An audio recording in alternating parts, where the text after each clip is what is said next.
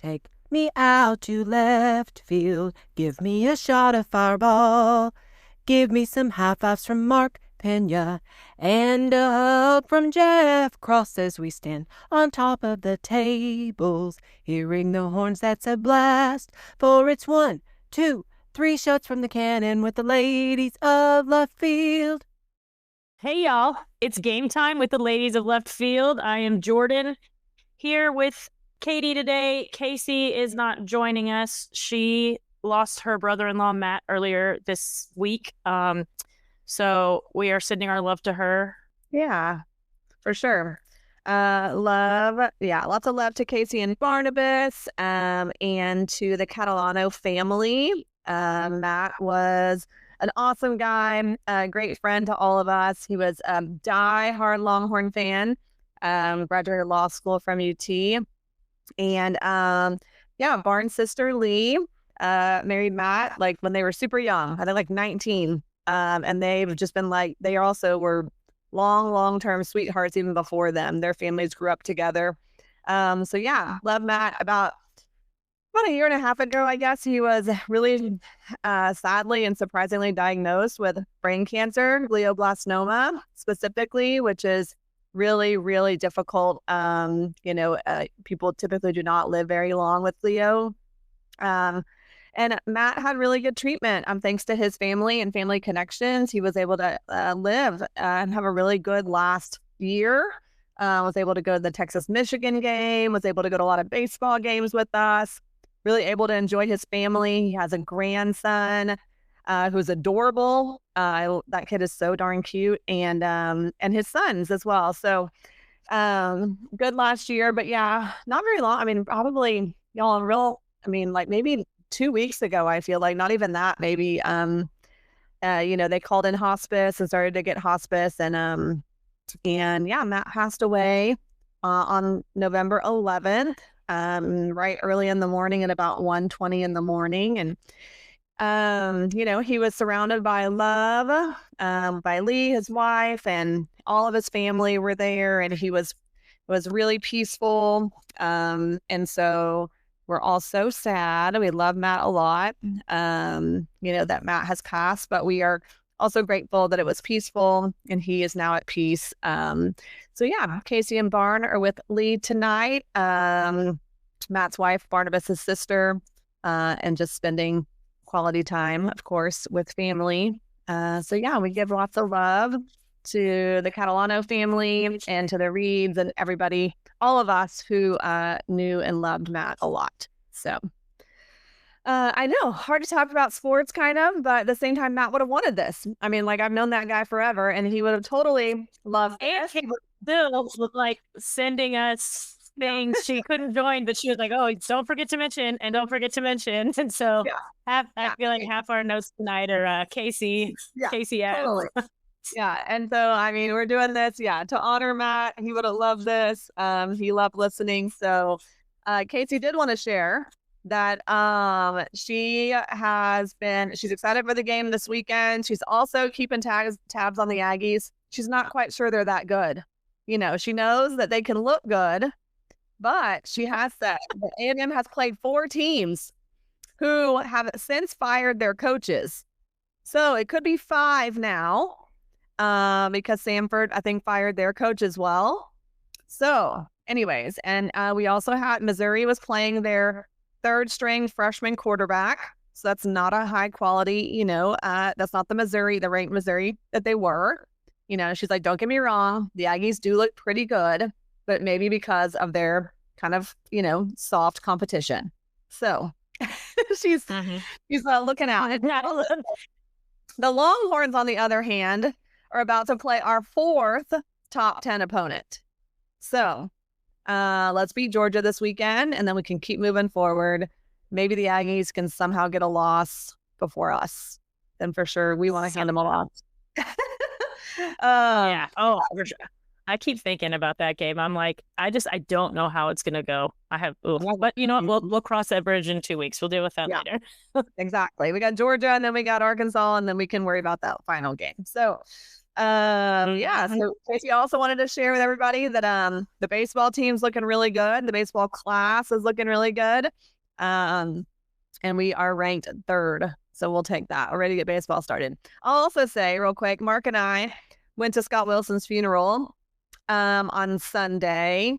And that was sweet. And like the collection of everybody who loves Texas baseball and Texas sports. And it was so fun to see some folks that you don't get to see anymore, either players that, you know, played at UT or just fans that you've known for a million years that are like just diehard loyal people. Coach Pierce and Susan came, and actually Coach Pierce spoke. He was asked to speak. And so he was the first speaker, and I thought that was so sweet. He just acknowledged also how it was kind of hard to be there, you know, knowing that he, you know, was asked to leave Texas as a coach.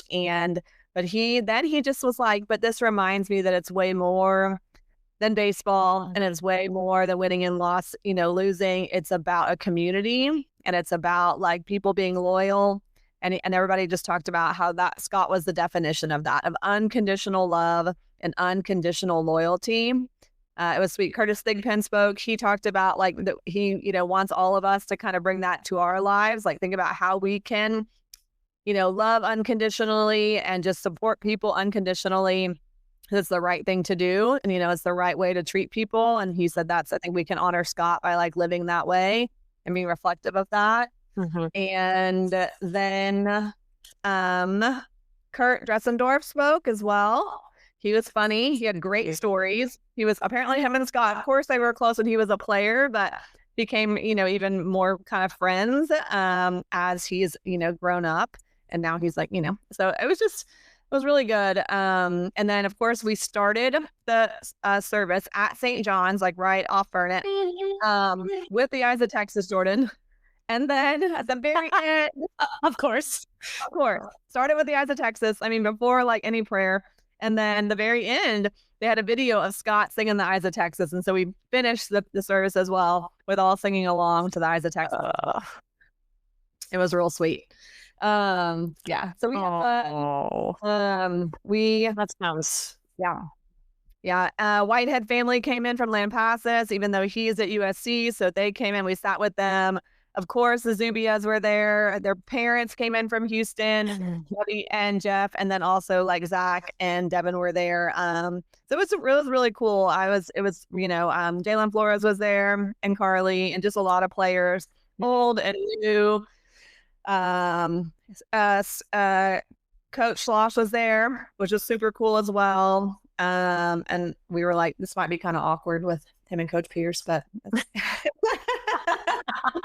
I didn't even think about that. But anyways, I just thought it was super nice, and I just love the overall messaging of just that idea of, you know, loyalty and love. And they were like, win, lose, or draw. You know, it didn't matter to him. He loved the Longhorns no matter what, and always came at it with a good attitude. So that was cool. Yeah. Oh, anyway, that sounds nice. I mean, it's obviously a sad occasion, but sounds like it's about as uplifting as it could be. Totally. I mean, the pastor, I guess, who knew Wilson well, and he went to that church. He's like, whenever he wasn't at a sports event, he was here on a Sunday and had his exact same spot in church. We were like his seat at the baseball game, you know, like. And she said that she was like, Scott wrote this entire service, just so y'all know, like everything we were doing, he planned. That's great. Oh, I know. I was like, awesome, good for him. Glad he had it planned. Yeah. Well, we have some. You have some kind of I don't know, juicy scoop to get into, and I guess kind of I do too. You want to share yours about? Yeah. So, Hot Girl headline for this week, because as if things just weren't weird enough with all the coach firings and everything, which we'll get into in a minute. The CFP chair, who is also the AD, is the AD at Baylor, has taken a leave of absence for personal reasons. He left of his own volition. He didn't explain further. Baylor said they received a notice of the allegations on Monday, but they do not involve Title IX, do not involve student welfare or NCAA rules, and they do not involve the football program. So I have no idea what that could be at this point. But It's Baylor. Could it be just like a moral or ethical thing because it's Baylor? Like what happened with the BYU quarterback that had to leave because he was going to be like suspended. Yeah, I don't know. Maybe I don't know their bylaws that well, but that could definitely be it. But in terms of CFP, that it just makes things interesting. We're 2 weeks into CFP rankings, and now they're changing the chair committee, and I believe they were already down one committee member who had left, so they're trying to fill those positions. And also, we have a month left of regular season, so trying to put together the postseasons. So, That's interesting shakeup in the CFP world. Texas also went up to number 10 in the CFP before all this happened. No, right after all this happened, maybe. And so there's a silver lining for CFP for Texas, I guess. Yeah. And I mean, just to stay on college football, we've talked about it before, how these college football head coaches are getting fired, middle of the season. And it's like, what are they doing? So 10 college football coaches have now been fired. And so combined, this is a ton of money because they have to a lot of times, pay them out. We've heard about some of the big payouts, like Brian Kelly's is huge. The Penn State guy, his was wildly huge. And so combined, though, out of these 10 coaches are owed a total of $169 million. Wild. Jeez. And so people are starting to ask questions like, where is this money coming from? Who has this money? Because, they're saying like college athletics are facing unprecedented cost, right? From NIL, different things. And so now we're paying out coaches just extreme amounts of money.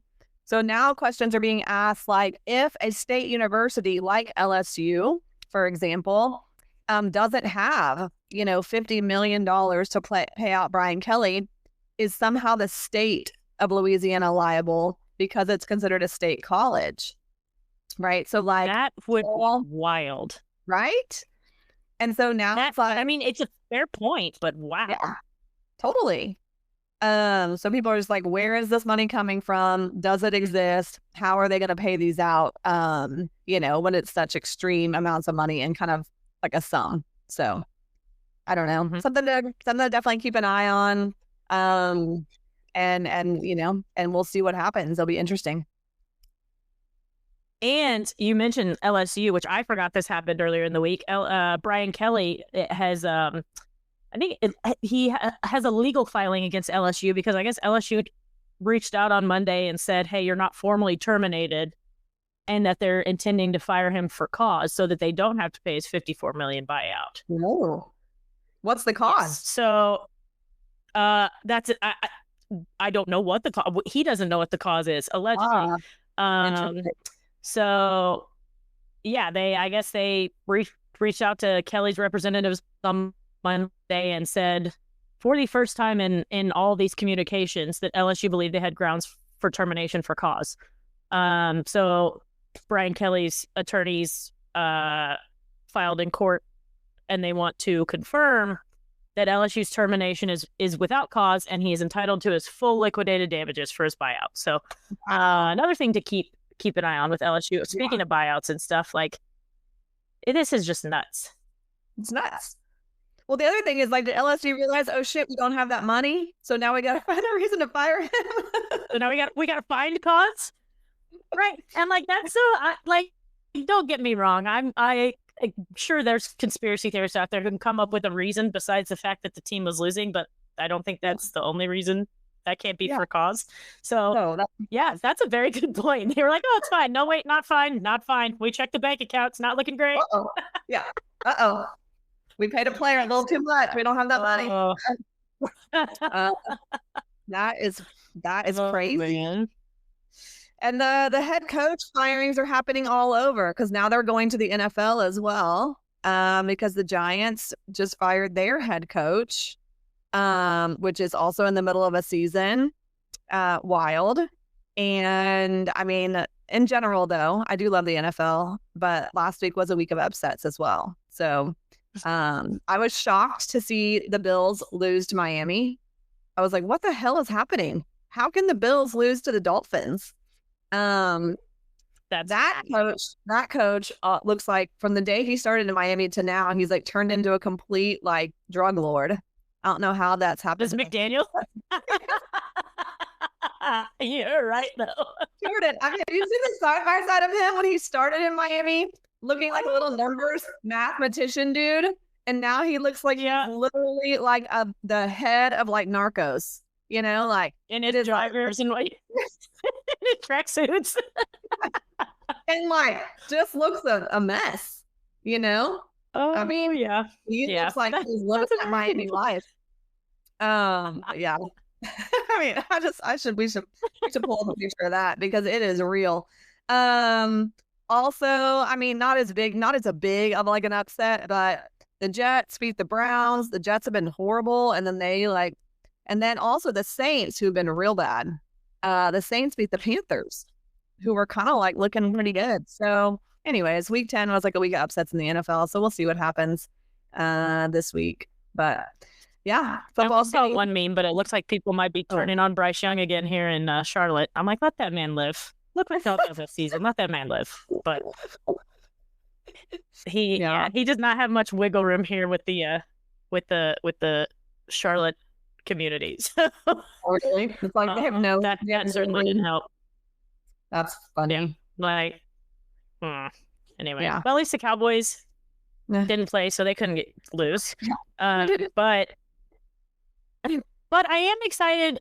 I forgot to look it up, but Debo should be making his return on Monday Night Football against the Raiders, I think. Oh, that was originally the plan when he announced. So I think he'll be coming back. That'll be nice. Although being on Monday night does give me another day where we have to like sit and wait and think about the Cowboys potentially losing. So that'll be fun. Okay, so this is it. Look at this. This is how he's changed. Look. You have to send me that. I'm putting that on our Instagram post. It's real. He started out as like a little like I know all the analytics. Now he's like, I maybe just know other things. There's another funny one that's not real, but oh, that's great. Yes, you have to send me that. That's awesome. This is also a good one, even though it's not real. Not real. Look, year 1, year 2, year 3. Oh, he's headed that way. He's headed that way for sure. No, it's funny. All right, I will say that. That's all I have, girl headlines. So should we just talk about our big football game this weekend, which I'm real nervous about? Oh yes, same. Like I keep going back and forth. It's like I go look at numbers because I like to look at stats and stuff. It just makes me sometimes feel better. And it's like, well, Texas defense is really good, but Georgia defense is also pretty dang good. Yeah, so I just don't know. And Texas has been on the uptick. It looks like it feels like the offense is kind of getting in a rhythm. So yeah, agreed. The best maybe things will get better because looking at like obviously these take into account the entire season, and it's kind of a wide range between Georgia's offense and Texas's offense. But then you consider like how bad the offense played in a few games. So I don't know. I genuinely don't know.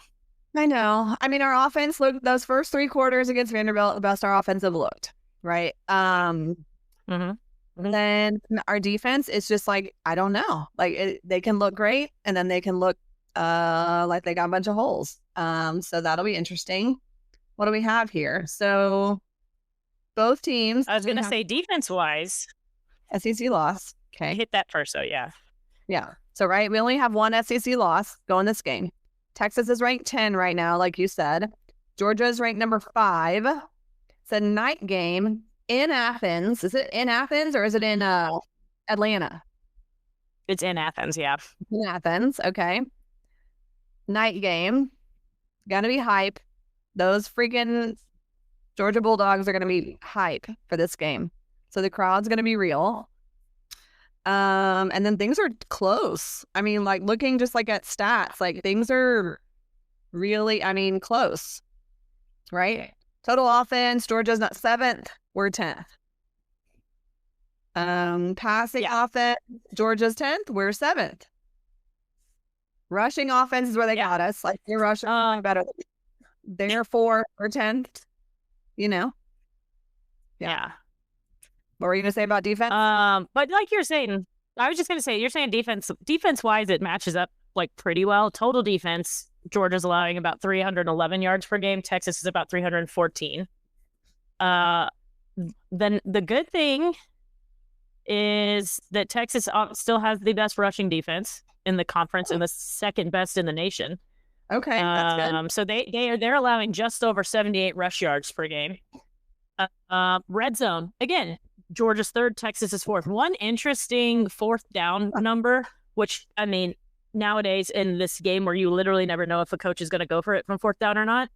Yes. Georgia has the second best fourth down defense in the SEC. They're allowing about 40% of teams to convert on fourth down when they attempt it. Texas has the worst fourth down offense. They only convert about 41%. But the maybe silver lining good news is who is the best fourth down defense in the conference? Texas, allowing 32% of fourth down conversions. So that would be something to keep an eye on. I feel like because nowadays it used to be you almost never went for fourth down unless it was like 4th and 1 inch, and now it's like 4th and 2. Like, I mean, look at the Vanderbilt game this weekend. Yeah, the late 4th and 1-2 yard attempt that I thought Pavia had it for sure. So anyway, most of the time looking at numbers, it makes you feel better about the matchup, but you just never know with all the intangibles that you mentioned. Night game in Athens, Texas that's coming off the idle week, so who knows? It's like healthy, but maybe Arch is still a little concussed, so he still throws the ball accurately. he's still good enough concussed, but healthy otherwise. Maybe a tighter spiral, but still accurate, like he was a little concussed. That was better. Right. Just a touch of concussion. So hopefully that's a good one. The only other big SEC matchup this weekend is 11 Oklahoma for Alabama. So that one's at 2:30, and then ours is at 6:30. So is that game at Alabama? Watch all of these. Where is that? Alabama. Yeah. Okay. Somebody brought up an interesting too. This weekend's interesting for the SEC. Like, you have the new guard and the old guard at the old SEC home. Like, with serious postseason implications. So, because I think of those 4, I don't want to lie, I'm going to double check, but I believe Alabama's the only one without a loss right now. So, Alabama, A&M and Alabama are the only 2 in the conference without a loss at this point. Not an SEC loss. Okay. The SEC loss, yes, I should say. Yeah. Bama lost early to somebody. Oh gosh, I remember because everyone was ready to fire Kalen DeBoer. That lady was like, "Oh, if I won the lottery, I'd take all the money and spend it to buy out Kalen DeBoer's contract and find a new coach." Yeah. Who did they lose to? They beat Tennessee. Florida State. First game of the season. Florida State, who's not that good right now. That's the thing. They were good like when they played each other, but then they have fallen off. Yes. So, so we'll see. Lock in. If you need places to go watch, we did preseason. Before the Ohio State game, our episode, we went through. Yeah. Where are you watching? Do you know? Here. We're gonna have people over here. We're gonna go to Matt's and have a lunch with Casey and Barn and whoever else wants to come, and then we're gonna have people over here. Nice. Yeah, it should be fun. So Amy's coming into town. Oh, fun! Because we originally were thinking of maybe driving over to Athens because it's less than 4 hours to get over there. But then when Texas lost to Florida, she and I kind of texted each other. We're like, maybe don't make the drive and spend all the money to go in case they get curb stomped, but we'll still like watch. So she's coming. We're going to the Texas watch party. If you can't get a hold of me for the podcast next week, it's because I may be in the Mecklenburg County Jail. So maybe send a call. No jail, Jordan. No, I know. I'm just worried about that whole day. Like, there's good games all day. So I'm just going to like post up somewhere and watch a ton of football. And if Texas plays well, I'll be amped. And if Texas gets beat Port like a lot, I'll be really sad. So we shall see. Hopefully they win, and it looks good. And I don't know, I don't know what to think about this game. That's why I feel like I went into like the Oklahoma game, and then I was like pleasantly surprised. So we'll see. That's how we'll do it. That's how we'll take it for this game. Yeah, we'll see. All right. Well, hopefully both sides of the ball show up for all four quarters. That's what we need, and then we could win. Okay. All right. Hopefully it's a celebratory Ladies of Left Field next week. Yay! That'd be so fun. I know. All right. Well, y'all have a good week. Watch the game. Enjoy. I hope you and Amy have a blast. I know y'all will. That's like saying like it's water wet. Y'all will have so much fun. Yeah. Well, I'll be texting y'all. But yes. Everyone else have a good weekend. Yeah. Catch up next week. See you in left field. See you in left field soon. Really soon.